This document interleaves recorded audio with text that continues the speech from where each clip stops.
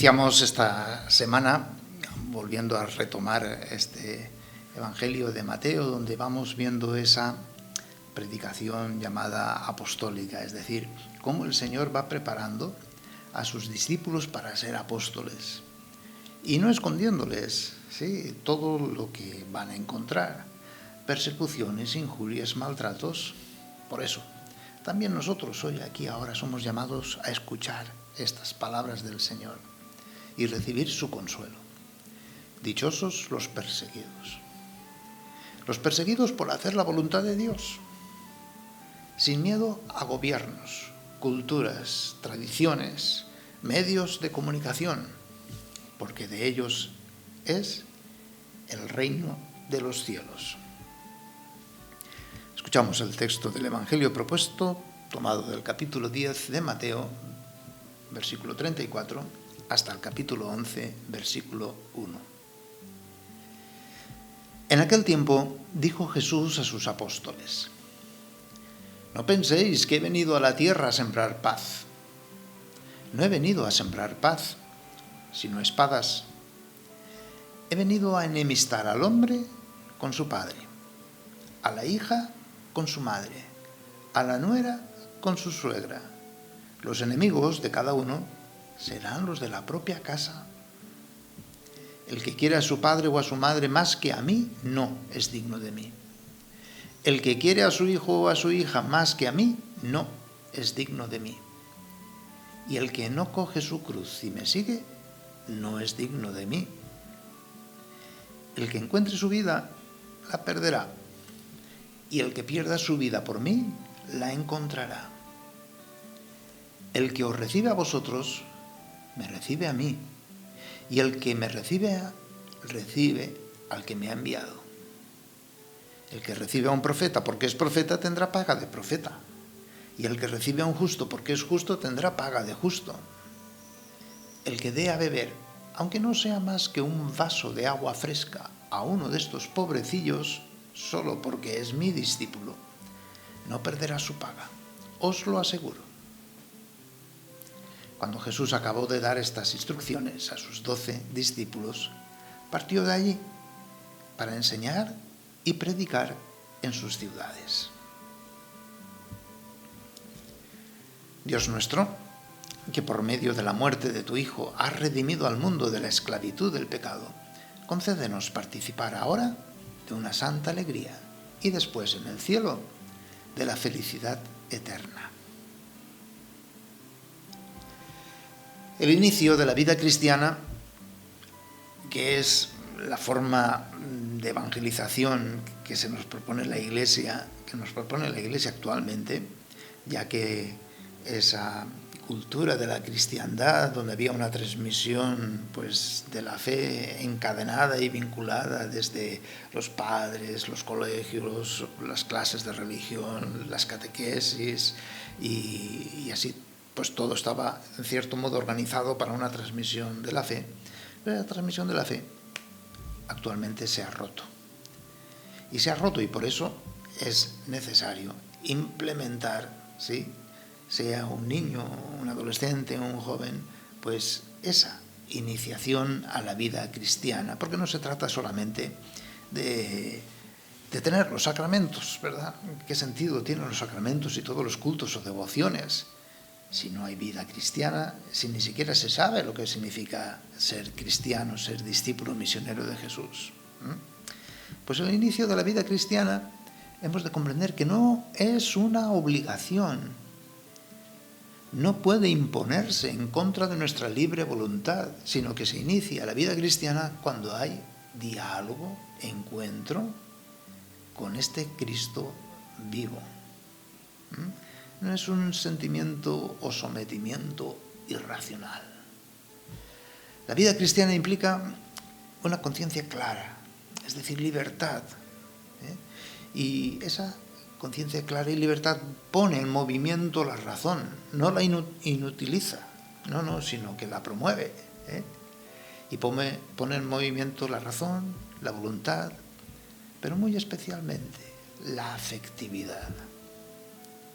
Es un acontecimiento humano, es un encuentro personal.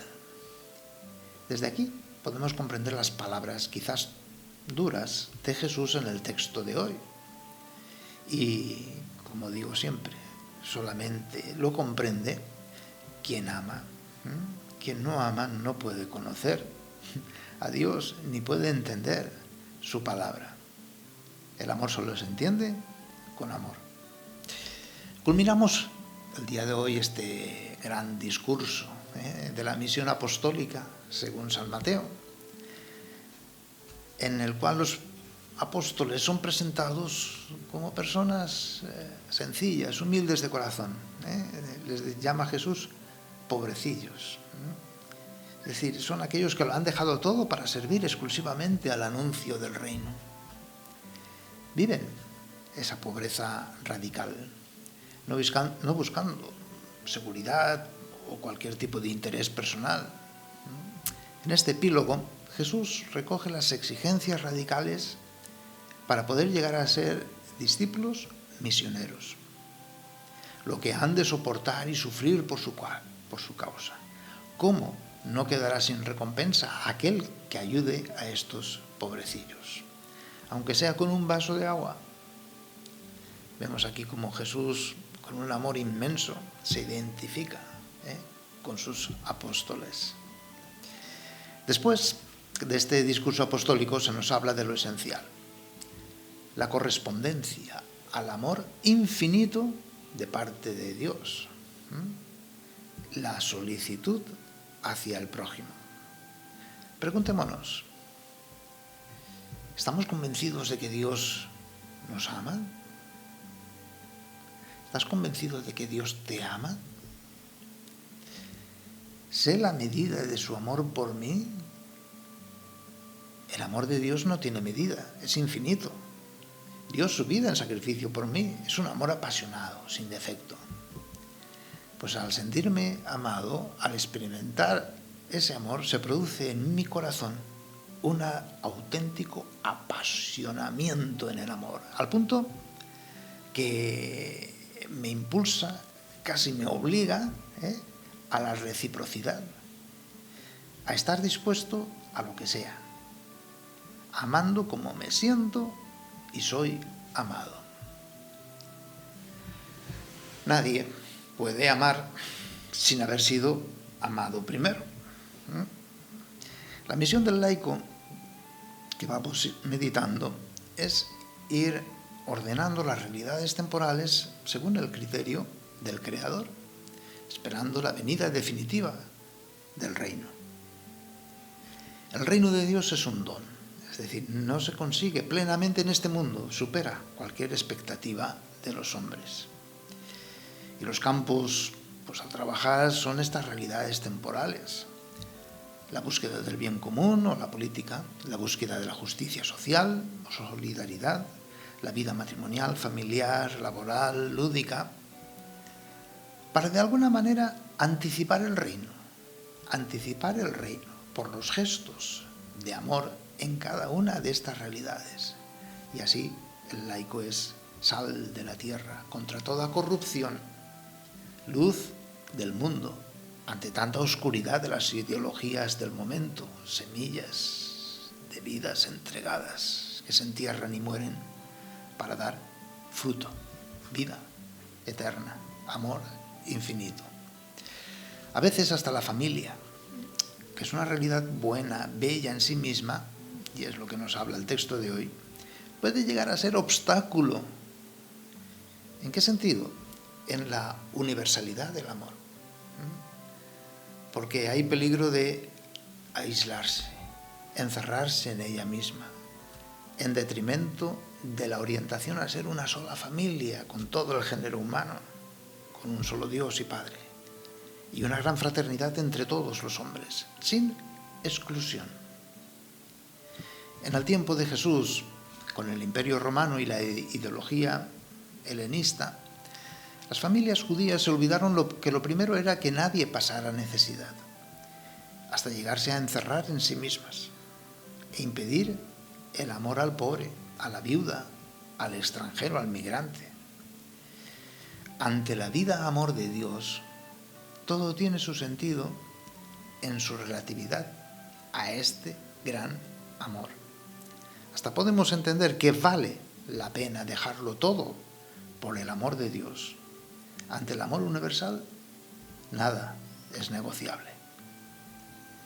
Una de las leyes más sagradas para el pueblo era el hospedaje, es decir, la ayuda al migrante, al extranjero. Jesús recuerda esta ley del hospedaje cuando envía a sus apóstoles, se identifica con ellos y promete recompensa a todo aquel que les hospede. Así para nosotros, cada gesto de amor es gesto del mismo Dios. Una visita afable, un saludo, una sonrisa, acogida, ayuda, consuelo ante quien sufre. Qué importante es para el laico todas estas actitudes, ¿verdad? Porque hay en el mundo, en la realidad del matrimonio, de la familia, de la realidad política, laboral, todo esto hace mucha falta. No buscamos la cruz por sí misma, ¿verdad? Entendiendo la cruz como sufrimiento, como martirio, ¿no? En el mal sentido de la palabra, sí, sino que el sentido que le dio Jesús. Buscamos la cruz, ¿por qué? Porque es morir, sí, pero para resucitar. Sí, es dar la vida, sí, pero para encontrarla. Sí, es saber soportar burlas, desprecios, deshonras, pero a causa de optar por amar como Jesús, con gratuidad, con compasión, sacrificándonos los unos por los otros. Contemplemos este lunes a Jesús, que ha venido a servir, no a ser servido, a entregar su vida en sacrificio por todos.